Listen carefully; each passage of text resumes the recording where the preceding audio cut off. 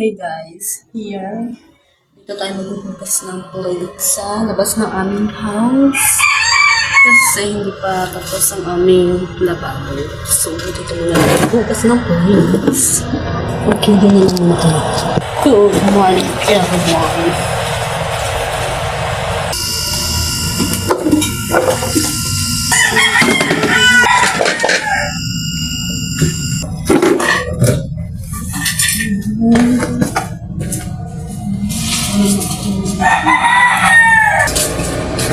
Ano ka lang?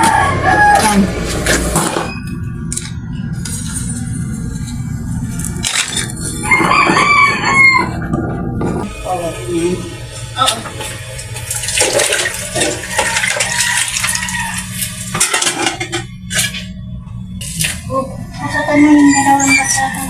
Uy, tanong mo na kasi.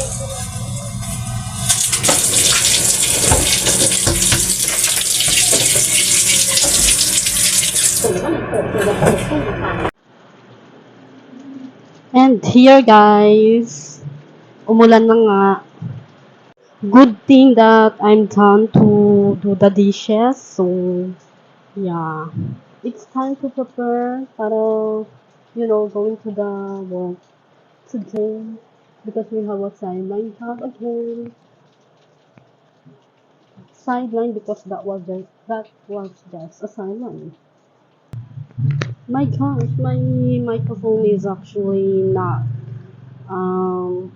working well. It's actually have an issue today.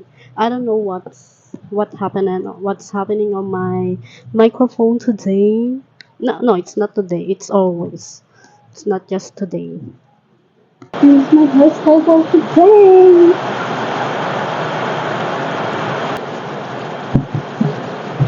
Okay, it's done.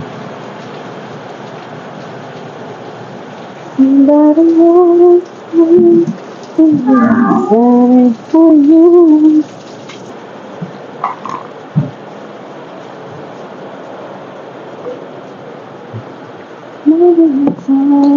Where's the umbrella? We don't have umbrella here. Dala yata ng Mother Earth. So, paano ko lalabas?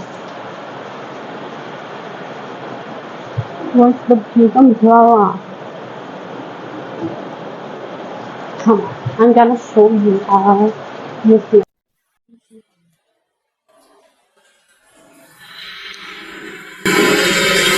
So guys, that's our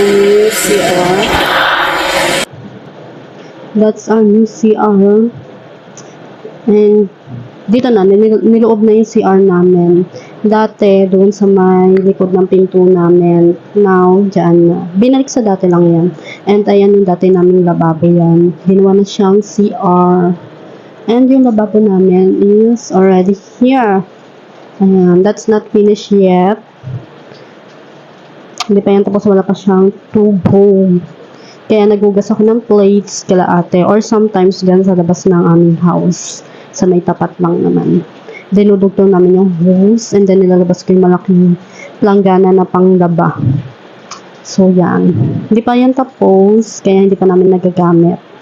And nakiki-CR na lang din kami muna kalahati. Yung dati kasi namin CR ay hindi na siya pwedeng gamitin.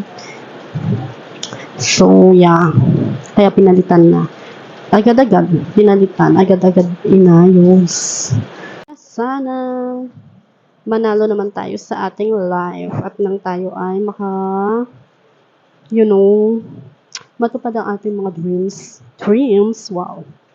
Okay, naghahanap ako ng umbrella, wala kaming umbrella, hindi ako makalabas. Kaya chumichika na lang ako dito. We don't have umbrella, I think dala ni mama kasi nasa kabila na siya. So, chika-chika na lang muna tayo habang naghihintay tumilang ulan kasi we have a pasok today sa aming silent job sa tailoring shop. Pakyot eh. Ang joy talaga ng hair ko. You know what? Hindi na ako masyado nakakapag-vlog and hindi na rin ako nakakapagsalat ng story kasi masyado ako nalilibang sa mga TikTok videos. Naku po. Pero sometimes naman, tinatry ko pa rin na mag-vlog. Of course, that's my dream, diba? Yung ng mga videos, mag-film. Kasi it's still raining pa rin outside. Snow White is here. I'm gonna show you. Our Snow White is here. I think palitan na yung aking microphone kasi 2 years, 3 years, something like that. Kasi nagtatrabaho pa ako neto sa outlet, Lotto outlet, nung binili ko to. Katas pa to ng aming sari-sari store before. Yeah, yun naipon ko. Yung natira sa ipon ko before, binili ko ng microphone, kaya ayan, nakabili ako nito. Katas pa to ng sari-sari store. Kasi ang nabili ko lang naman sa sahod ko nung nag-work ako sa outlet is my phone. Pero yung iba kong gamit sa pagbablog, katas yan ng aking sari-sari store before, maliit na sari-sari store. Ang gulo naman ang pusang to. Ito magulo. Nagbablog ako dito. May sugat. May sugat ang Snow White. What happened to your skin? To your pore? May sugat, What happened? What happened to your... Ano ba? She thought I have foods for her. Do you wanna hi? Do you wanna say hi to them? Hi, guys! I'm back. My name is Snow White with a different colors of eyes, blue and green. See?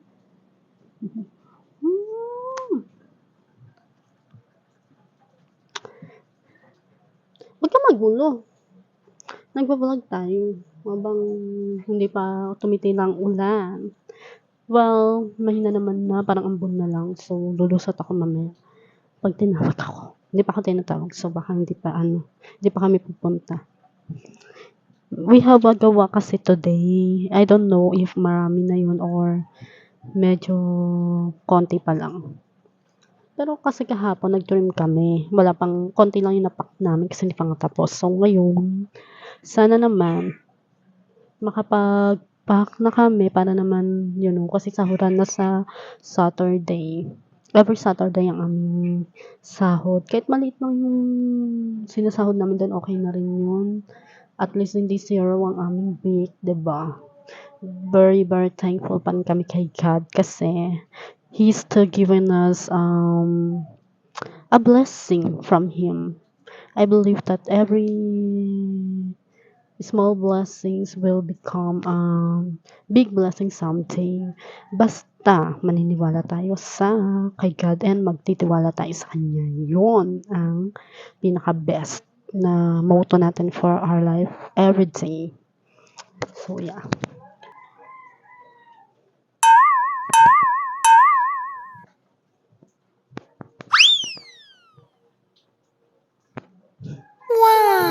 Medyo nabawasan ng aking timbang and I'm happy for it because talaga yung na-achieve ko talaga ng a little bit yung mabawasan ng timbang.